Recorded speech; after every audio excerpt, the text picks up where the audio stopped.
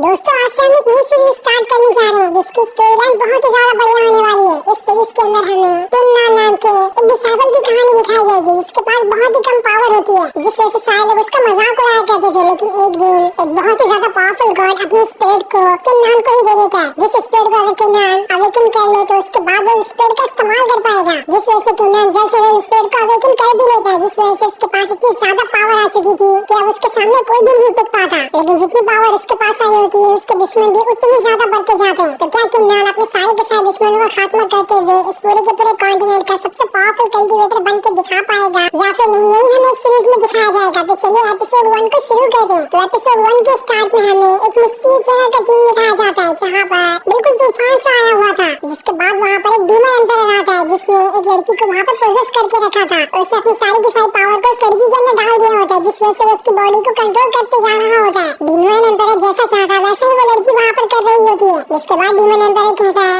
वो 1000 साल बाद मुझे आजादी मिली है, अब तो मैं पूरी की पूरी दुनिया पे अपना राज करूंगा, देखता हूँ आखिर कौन मेरे सामने आकर खड़ा हो सकता है, मैं सारे के सारे लोगों को आज खत्म कर दूंगा। लेकिन तब वहाँ पर किन्नान आता है जो एक लड़की के साथ वहाँ पर आया था ताकि यहाँ पर इस डीमन एम्पायर का खात्मा कर सके। जिसके बाद अब देखते ही देखते दोनों के बीच काफी जबरदस्त फाइट शुरू हो जाती है और डीमन एम्पायर उस लड़की की पावर का इस्तेमाल करते हुए किन्नान और दूसरी लड़की के ऊपर अटैक किया जा रहा होता है, लेकिन वो लोग भी अपनी पावर का इस्तेमाल करते हुए उसके साथ फाइट करने की कोशिश करते हैं। जो फाइट यहाँ पर काफी ज्यादा जबरदस्त चल रही होती है। किन्नान और उसके साथी के पास कम पावर नहीं थी, वो भी अपनी पावर का इस्तेमाल करते हुए उस लड़की को काफी अच्छी टक्कर देते हैं, लेकिन वो लड़की भी उन्हें काफी अच्छे से मारे जा रही होती है, वो दोनों उतने अच्छे से उसका मुकाबला नहीं कर पाते। किन्नान ने वहाँ पर अपनी मल्टीपल स्वॉर्ड टेक्निक का भी इस्तेमाल कर लिया था, जिस वजह से वो काफी सारी स्वॉर्ड को सीधा उस डीमन एम्पायर वाली लड़की की वजह से भेज देता है, लेकिन तब भी वो लड़की आसानी के साथ उस अटैक से बच जाती है। जहाँ वो उन दोनों से कह रही होती है तुम्हारे पास तो कल्टीवेशन पावर बहुत ज्यादा कम है, इतनी कम कल्टीवेशन पावर के साथ तुम मुझसे फाइट करने के लिए आए हो, ये तुम्हारी बहुत बड़ी गलती है, इससे मैं यहाँ पर तुम्हारा खेल खत्म कर ही दूंगी। इसके बाद वो किन्नान के पास आकर उसका गला पकड़ लेती है, जिस वजह से वो खुद को वहाँ पर छुड़ा ही नहीं पा रहा था, इसलिए वो वहाँ पर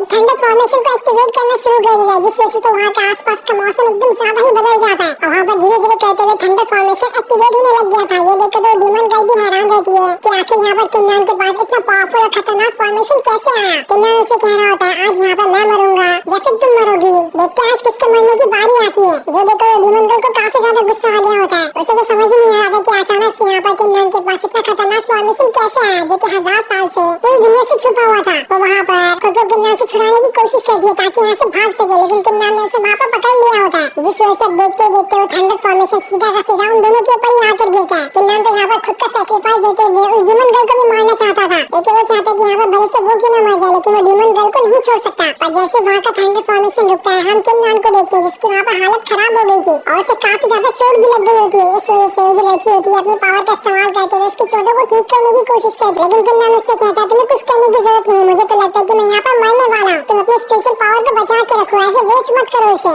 इसके बाद हम उस डीमन गर्ल को देखते हैं जिससे तो कुछ भी नहीं हुआ था, उसने आसानी के साथ उस थंडर फॉर्मेशन को भी झेल लिया होता है। जिसके बाद वहाँ से किन्नान की तरफ ही बढ़ रही होती है और उससे कहती है मैं भी तो देखूं कि आखिर तुम्हारे पास थंडर फॉर्मेशन आया कैसे, अब तो मैं तुम्हारे थंडर फॉर्मेशन भी छीन लूंगी। लेकिन तभी वहाँ पर एक बहुत ही ज्यादा पावरफुल गॉड की स्पिरिट आ जाती है जो कि किसी और की नहीं बल्कि किन्नान की थी, और यही गॉड की स्पिरिट को किन्नान ने अपने पावर का इस्तेमाल करते हुए अवेकन कर लिया था। ये देखकर तो डीमन गर्ल भी हैरान रह जाती है कि अचानक से यहाँ पर किन्नान ने इस गॉड की स्पिरिट को कैसे समन कर लिया। जिसके बाद हम 2 साल पहले के टाइम को देखते हैं जहाँ पर से इन सारी चीजों की शुरुआत हुई थी, क्योंकि 2 साल पहले किन्नान के पास उतनी ज्यादा कोई भी पावर नहीं थी। अभी जो हमने किन्नान के साथ इस डीमन गर्ल की फाइट देखी वो तो 2 साल के बाद का सीन था। अब हमें यहाँ से बताया जाएगा कि इन 2 सालों में किन्नान कितनी ज्यादा कल्टीवेशन पावर को बढ़ाता है और किस तरह से वो उस गॉड के स्पिरिट को अवेकन करने की कोशिश करता है। और अब यहाँ पर हम एक छोटे से सेट का सीन देखते हैं जहाँ पर काफी सारे डिसेबल आकर जमा हुए होते हैं, लेकिन यहाँ पर एक सेरेमनी होने वाली थी, उसमें सारे के सारे डिसेबल को अपनी स्पेशल पावर को एक्टिवेट करके दिखाना है, इसलिए वहाँ पर सारे के सारे डिसेबल आए होते हैं ताकि सभी अपनी पावर को एक्टिवेट करके दिखा सके। जो जितने ज्यादा पावरफुल यहाँ पर अपनी पावर को एक्टिवेट करके दिखाएगा उससे उतनी ही ज्यादा रिसोर्सेस आगे चलकर मिलने वाले हैं। तब सबसे पहले वहाँ पर अपनी पावर को अवेकन करने के लिए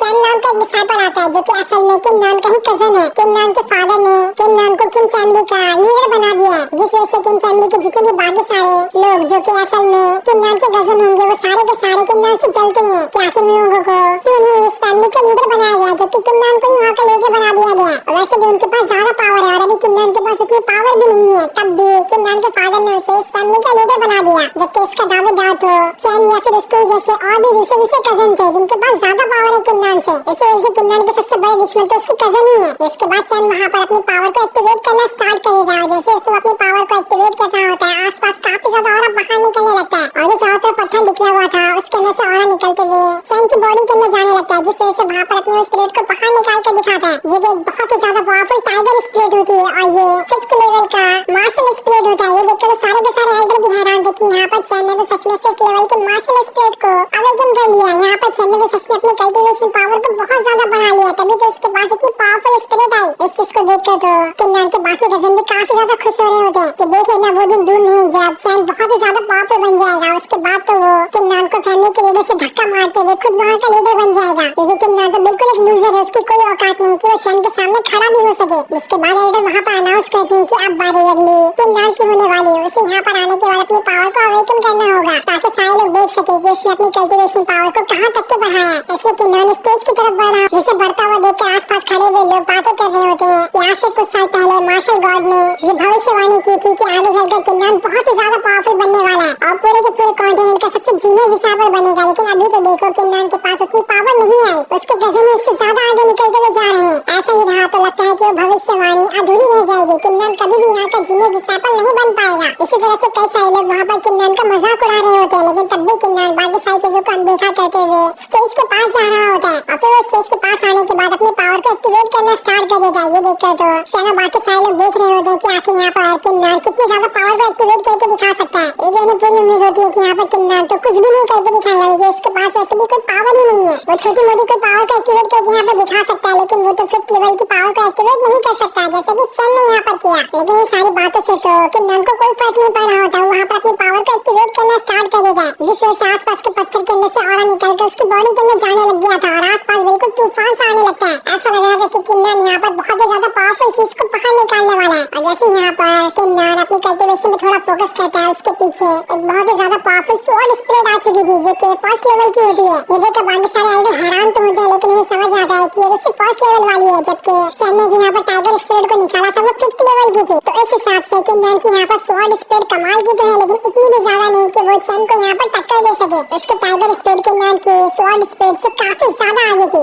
ये देखकर तो किमरान के बाकी सारे कजन अब वहाँ पर किमरान का मजाक उड़ाना शुरू कर देते हैं कि हमें पता ही था ये लूजर निकलेगा, इसके पास कोई पावर नहीं है, इसने तो अच्छी खासी हमारी फैमिली का नाम पूरी तरह से बर्बाद करके रख दिया। न जाने इसके फादर को क्या सूझी कि उन्होंने इसे यहाँ का अगला लीडर बना दिया। अगला लीडर बनने के लायक तो पूरी तरह से चैन ही था। देख लेना वो दिन जल्दी आएगा जब चैन इस किमरान को हटाकर अगला लीडर बन जाएगा, तभी जाकर हमारी फैमिली आगे बढ़ सकती है, वरना तो ये किमरान हमारी फैमिली को पूरी तरह से डुबा ही डालेगा। लेकिन किमरान बेचारा अभी किसी की बातों पर ध्यान न देते हुए उदास मन से वहाँ से जाने लगता है। लेकिन 1st लेवल के वेपन स्पिरिट को बाहर निकालने के बाद भी यहाँ पर उसकी कोई तारीफ नहीं हुई थी, उल्टा उसकी यहाँ पर बेइज्जती ही हो गई। इसके बाद वहाँ पर चैन जो होता है सभी लोगों को बता रहा होता है कि मैंने सुना है फैंग फैमिली का जो फैंग वुलॉन्ग है उसने भी 5th लेवल की मार्शल स्पिरिट को एक्टिवेट कर लिया है, लेकिन वो तो अलग फैमिली से है, पर हमारी फैमिली से 5th लेवल की स्पिरिट को एक्टिवेट करने वाला बंदा अकेला मैं ही हूँ। मेरे अलावा इस पूरे के पूरे सेट में किसी ने भी 5th लेवल के स्पिरिट को यहाँ पर एक्टिवेट नहीं किया, इस वजह से इस सेट का सबसे पावरफुल डिसाइबल नहीं हुआ। ये देखकर बाकी सारे कजन चैन के पास आकर उससे कह रहे होते हैं, भाई आपने तो यहाँ पर कमाल ही कर दिया, हम तो चाहते हैं कि आप हमें भी अपने साथ ही रख लो ताकि हम भी आपकी तरह कल्टीवेशन पावर सीख सकें, जिसके बाद तो हमें भी अच्छे से कल्टीवेशन करना आ जाएगा और फिर हम भी आपकी तरह पावरफुल कल्टीवेटर बन जाएंगे, क्योंकि हमने वैसे भी काफी टाइम तक किमरान का बोझ अपने सर पे संभाले हुए हैं। अगर हम भी पावरफुल बन गए तो दिन दूर नहीं कि हम किमरान को हमारी फैमिली से धक्के मारकर बाहर निकाल देंगे। अब हम कुछ टाइम बाद का सीन देखते हैं जहाँ पर कुछ सारे एल्डर आपस में बातें कर रहे होते हैं। वो सब यहाँ पर किमरान की बुराई कर रहे होते कि वो तो किसी काम का नहीं निकला, उसने सिर्फ 1st लेवल के मार्शल आर्ट वेपन वाले स्पिरिट को एक्टिवेट किया है, वो तो अपनी फैमिली में बिल्कुल पूरी तरह से एक वेस्ट है। साथ ही वो आगे ये भी बातें कर रहे होते हैं कि ज़ुआनलिंग सेट से उन्हें एक डिसाइबल को सिलेक्ट करने का कोटा मिला है, यानी कि इस सिटी से किसी एक डिसाइबल को ज़ुआनलिंग सेट में भेजा जाएगा, जो सबसे पावरफुल डिसाइबल होगा उसे ही ये मौका मिलेगा, क्योंकि ज़ुआनलिंग सेट बहुत ही ज्यादा बड़ा और पावरफुल है। किसी डिसाइबल की नसीब ही अच्छी होती है तो ही वो वहाँ पर जाकर ज्वाइन हो सकता है, और उसी चीज का मौका इस सिटी को मिलने वाला है। ऐसे सारे के सारे डिसाइबल का आगे चलकर कंपटीशन लड़ाया जाएगा, जो भी उसमें से जीतेगा उसे ही ज़ुआनलिंग सेट में जाने का मौका मिलेगा। लेकिन सारे एल्डर कह रहे होते हैं ये सारी चीजें करके तो कोई फायदा नहीं है, क्योंकि हमें पता है कि वहाँ पर कौन जाने वाला है। फैंग फैमिली से फैंग वुलॉन्ग जो है वो ही वहाँ जाने का पूरी तरह से दावेदार होगा, क्योंकि इसके जितना पावरफुल यहाँ पर कोई भी नहीं है। कितना भी कंपटीशन क्यों ना लड़ा दिया जाए, कोई भी फैंग को वहाँ पर नहीं हरा पाएगा। अब दूसरा एल्डर कहता है फैंग की फैमिली तो बिल्कुल घटिया है, उसी की वजह से बाकी सारे डिसेबल को आगे बढ़ने का मौका नहीं मिलता। सारे के सारे मौके तो फैंग ही अपने साथ ले जाता है। जो सुनकर तो वहाँ पर फैंग आ गया होता है। वहाँ पर आने के बाद वो सारे एल्डर को धमकाते हुए कहता है, आखिर किसकी हिम्मत थी जो मेरे और मेरे फैमिली के बारे में ऐसा कहने की? लगता है तुम लोगों को यहाँ पर अपनी जान प्यारी नहीं है। तब वहाँ पर किंग फैमिली का एक एल्डर आता है जो फैंग से कह रहा होता है, शांत हो जाओ, यहाँ पर ये तुम्हारी फैमिली नहीं जो यहाँ पर आकर कुछ भी कहोगे। लेकिन फैंग को तो वहाँ पर काफी ज्यादा गुस्सा आ चुका था। वो अपने स्वॉर्ड ले सीधा उस एल्डर की गर्दन पर रख देता है। उससे कहता है, अपना मुंह बंद रखो। बहुत सही है, मैंने तुम्हारे और तुम्हारे फैमिली के बारे में 1 महीने का टाइम देता हूँ। 1 महीने के बाद देखना कि पूरी की पूरी सिटी में से फैंग का ही नाम गुजेगा। हर तरफ से फैंग के ही चर्चे होंगे। जिसके बाद हम रात का सीन देखते हैं जहाँ पर किन्नान अपने घर पर आकर कल्टीवेशन करना सीख रहा होता है। लेकिन उसके पास इतनी ज्यादा पावर नहीं थी। साथ ही वो उदास भी हो रहा होता है कि आखिर मेरे पास इतनी पावर क्यों नहीं है? मैं कितनी भी कल्टीवेशन क्यों न कर लूं, मेरी कल्टीवेशन पावर जल्दी नहीं बढ़ती। लेकिन तब भी वो स्वॉर्ड स्पेड को कल्टीवेट करने की वजह से काफी ज्यादा खुश होता है कि कम से कम उसके पास कुछ तो आया। भले से वो स्वॉर्ड स्पेड लेवल 1 की क्यों ना हो, लेकिन उसके पास वो तो है जिसे उसने खुद की मेहनत से ही हासिल किया है। अगर ऐसे वो मेहनत करते रहे तो आगे चलकर वो बहुत ही ज्यादा पावरफुल कल्टीवेटर बन सकता है। इतना ज्यादा पावरफुल कि उसके सामने किसी के भी खड़े होने की हिम्मत नहीं होगी। सारे लोग उससे डर जाएंगे। लेकिन इसके लिए उसे सबसे पहले कल्टीवेशन सीखना होगा, खुद को बहुत ही ज्यादा पावरफुल बनाना होगा। उसके बाद ही वो